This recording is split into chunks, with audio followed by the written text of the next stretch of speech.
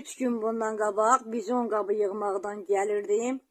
Gördüm ki, Seymurdur, Dədəliği Maisdir, bir də aşağı başın baş narkomanı Canı 1995-ci il təvəllüddür. Əlağalı Şahin Vaqifoğludur. Oturublar Kamaz Sabirin evinin dalındakı vagonun qabağında küləylər fıskırtırlar. Məni görüb qaçıb girdilər qəbristanlığa.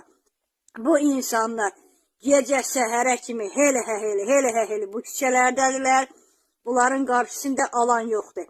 Plan çəkirlər. Seymur gecə səhərə kimi dədəsi Maislə, Əlağalı Şahin Vaqifoğlu'na mənim qapımda fırlanırlar.